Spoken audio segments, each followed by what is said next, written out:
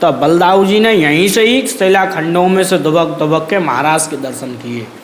जब राधा रानी की और ठाकुर जी की इनकी तरफ शकल होती तो नीचे को झुक जाती, पीठ होती तो ऐसे देखने लग जाते। देखो ये ऊपर ये है चित्र लग रहा है, ऐसो महाराज हुआ, एक गोपी और एक कृष्ण, ऐसे ही वहाँ पर दिव्य महाराज हो रहा है। तो देवी देवताएं वेश बदल बदल के आ रहे हैं, भोले बाबा, कागभूषुंड जी और शेष जी। अब भोले बाबा ने कब कब गोपी इनको नृत्य करो तो बाज गए, जैसे ही वे तांडव करवे लगे तो उनको नाम गोपेश्वर महादेव कहलायो।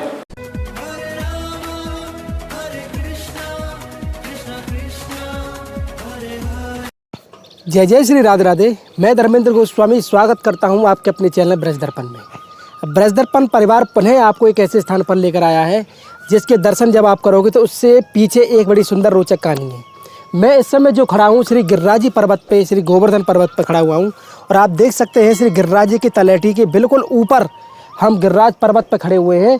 और आज जो मैं आपको दर्शन कराने जा रहा हूँ वो ऐसे हमारे दाऊजी भैया के दर्शन कराएंगे जो कि इस पहाड़ियों के बीच में, यहाँ पर इस पहाड़ियों के बीच में गिरिराज पर्वत के बिल्कुल ऊपर जब राधा रानी है, ठाकुर जी हैं, कृष्णा है, तो दाऊ भैया कहाँ रह जाएंगे हमारे।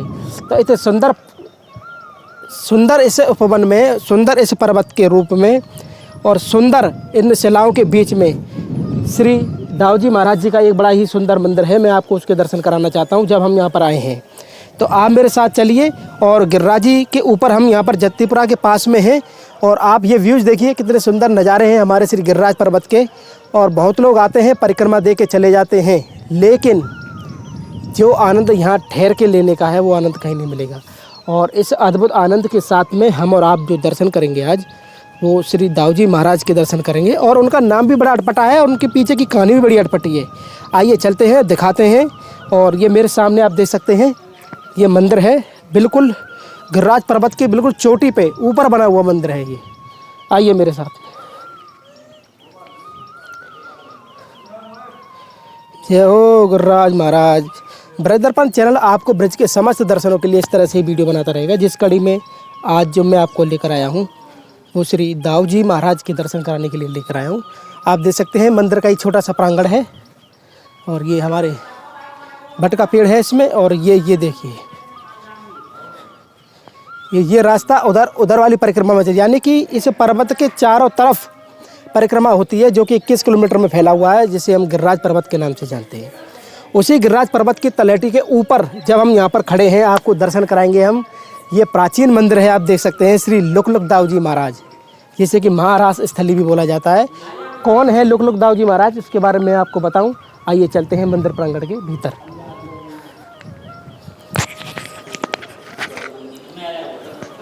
जय हो दाऊ भैया की। जैसे ये मंदिर के अंदर हमने एंट्री की है आप देख सकते हैं कि पूरे श्रृंगार के साथ में हमारे दाऊजी महाराज यहाँ पर विराजमान हैं। और उस कड़ी में यहाँ पर हमारे पुजारी भैया भी हैं, हम उनसे भी बातचीत करेंगे। तो जैसे कि हम यहाँ पर आए हैं आप इस अद्भुत दर्शन को देख सकते हैं चैनल के माध्यम से। और ये लुकलुक दाऊजी हैं जो कि आपके गोवर्धन पर्वत की ऊंची श्रृंखलाओं के बीच में यहाँ पर हैं। तो हमारे भैया पुजारी जी हैं, हम इन्हीं से जानेंगे इस दाऊजी महाराज की क्या कहानी है। प्रभु राधे राधे। राधे राधे। तो भैया हमारे दर्शकों को बताइए आप यहाँ क्या आनंद है। ये दाऊजी हैं कान्हा के बड़े भाई, इन्होंने यहाँ से शेर के रूप में महाराज के दर्शन किए। हमारे ब्रज में ये मर्यादा है, जो छोटे भाई की औरत होती है वो बड़े भाई से घूंघट करती है, यानी पर्दा।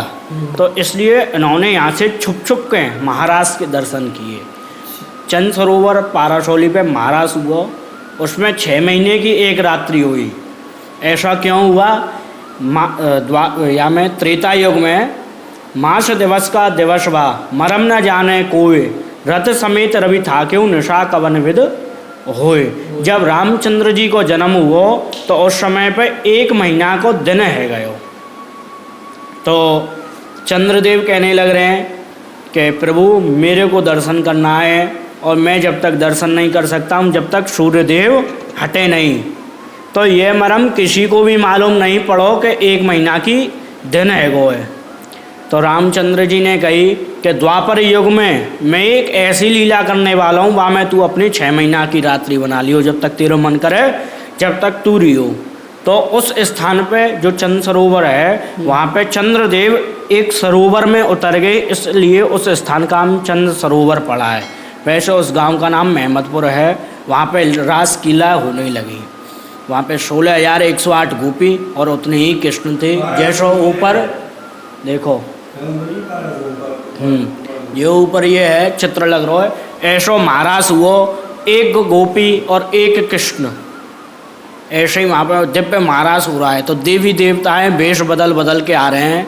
भोले बाबा, कागभूषुंड जी और शेष जी, ये तीनों ऐसे हैं जो ठाकुर जी की एक भी लीला को देखे हुए नहीं रहते हैं। तो भोले बाबा ने गोपी के रूप में महाराज में प्रवेश करो। जैसे ही महाराज में प्रवेश करो तो ठाकुर जी ने बंसी बजाई, और जैसे ही कान्हा ने बंसी बजाई है तो भोले बाबा शुद्ध बुद्ध भूल गए।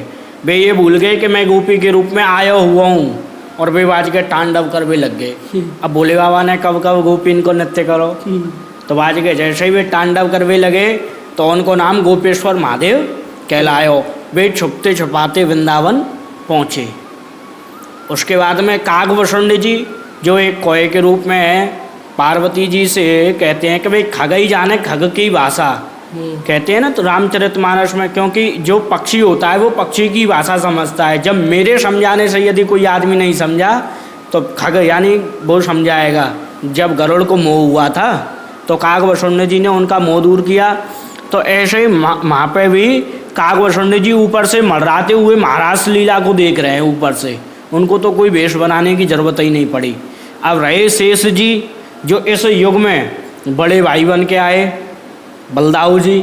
अब बलदाऊ जी वहाँ जावे तो महाराज भंग है जाए, और गोपी के रूप में जावे तो बाज के मान मर्दन है जाए, तो मर्यादा खंडित है जाए, बाज के सभी गोपी पर्दा कर लेंगी। तो बलदाऊ जी ने यहीं से ही शिला खंडों में से दुबक दुबक के महाराज के दर्शन किए। जब राधा रानी की और ठाकुर जी की इनकी तरफ शकल होती तो नीचे को झुक जाती, पीठ होती तो ऐसे देखने लग जाते। देखो इनको मुख,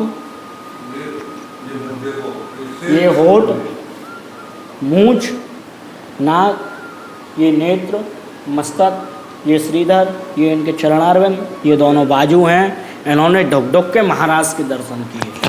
ये ऊपर जो आप देख रहे हैं ये 5 शिलाएँ, ये इनको ब्रजवासी स्वरूप है।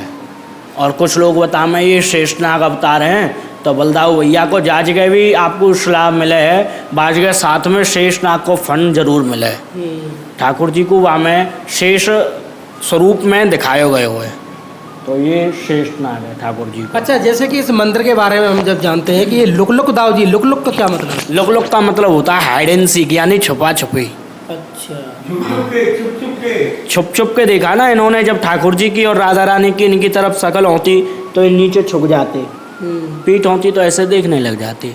ये है लुक लुक का मतलब, धोखा देकर देखना। धोखा दाऊ जी भी है इनका नाम ब्रजभाषा में। तो वैसे जब ये स्थान यहाँ पर है तो यहाँ के जितने भी लोकल ब्रजवासी हैं वो भी अपना कोई ना कोई भावना या कोई ना कोई संबंध से बनाए। जैसे यहाँ पे अपने गोवर्धन क्षेत्र में कोई भी, सबसे पहले कोई भी शुभ काम होगा, जैसे छोटे से छोटा ले लो, जैसे किसी भी बालक का नामकरण हो रहा है गोवर्धन में। हाँ, गोवर्धन पूरे क्षेत्र में। अच्छा। तो सबसे पहले निमंत्रण इन्हीं के लिए आएगा और इनके लिए प्रसादम की व्यवस्था होगी। अच्छा, यानी पहला निमंत्रण इनका है। पहला निमंत्रण इनके लिए है। जैसे हम अपने यहाँ पे देते हैं ना कि जैसे शादी का निमंत्रण कार्ड बांटते हैं, वैसे ही यहाँ पे सबसे पहला जो आता है वो इनके लिए आता है गणेश जी के बाद। पीछे का भाव क्या है? भाव ये है कि ये ब्रज के राजा हैं और ब्रज की रानी श्री राधे रानी है। अच्छा। हाँ, तो जो राजा होता है पहले उसके पास में जाते हैं। भाई बड़े आदमी को पूछें कि ना पूछें, अब हम 4 आदमी बैठे हुए हैं, हम पे तो संपत नहीं बटेगो, तो बड़े आदमी के पास जाओ, वाके पास में संपत पड़ जाए। तो जैसे कि मैंने आपको बताया कि जितना भी गोवर्धन क्षेत्र के आसपास के उत्सव होते हैं उसका पहला निमंत्रण हमारे जैसे दाऊ जी महाराज को आते हैं, जिसे हम लुक लुक दाऊ जी बोलते हैं। और ये पीछे अच्छा। यहाँ से घरवाली है इनकी बलदाऊ जी की, रेवती मैया है पीछे। तो जैसा कि हमने दर्शन आपको कराए हैं, थोड़ा प्रसाद के बारे में बताया ना। ठाकुर जी को यहाँ क्या मुख्य रूप से भोग लगे? यहाँ पर ठाकुर जी को विजिया, माखन मिश्री से पहले जो विजिया भोग धरे, सफल मनोरथ होए सिद्ध, यानी कि जो माखन मिश्री का जो भोग आता है उससे पहले यदि कोई ठाकुर जी के लिए विजिया यानी भांग, भांग का भोग यदि लगाता है तो उसके सफल मनोरथ हो जाते हैं। तो हमारे जितने भी दर्शक यहाँ पर दर्शन कर रहे हैं और ये बड़ी प्रमाणिकता है और इसमें सार्थकता भी इस बात की है कि जब भी आप कभी इस प्रकार की सेवा यहाँ करते हैं तो आपके सारे मनोरथ पूरा हाँ होंगे, ये पूरे विश्वास है। मनोरथ होंगे। और यहाँ पे जैसे कोई भी भगत आता है वो यदि भाव से भोग लगाता है तो ठाकुर जी उसका भाव अरोकते हैं। ऐसे एक दो वीडियो वायरल भी हो चुके हैं। अच्छा, हाँ भोग अरोकते हुए के यही यही यहीं। यानी कि जो भोग लगाते हैं उसको खाते हुए का वीडियो भी वायरल हुआ है। हाँ वीडियो वायरल हुआ है। अच्छा, तो कभी मतलब अभी समय हुआ एक डेढ़ वर्ष हुआ है जब ठाकुर जी ने खीर का भोग अरोगा था। अच्छा अच्छा, हाँ यह जो भाव से भाव का भूखा हूँ मैं, भाव ही मेरा सार है, भाव से बजेगा तो भव से बेड़ा पार है। भाव का खेल होता है भैया हर किसी का भोग। अब जैसे ये रखो है, अब यानी भाव ते लगाए होगो तो यहाँ में ते ठाकुर जी अब जैसे ये चेटा के रूप में रोक रहे हैं ठाकुर जी जा जगह। यहाँ पे क्या है ये भोग कि लगाते अलग अलग रूप में ठाकुर जी क्या है प्रसाद तो ग्रहण करता है, पर लेकिन क्या है कि जैसे प्रहलाद जी ने ये सिद्ध करके दिखाया हो कि ठाकुर जी हर जगह विद्यमान है, हर किसी में विद्यमान है।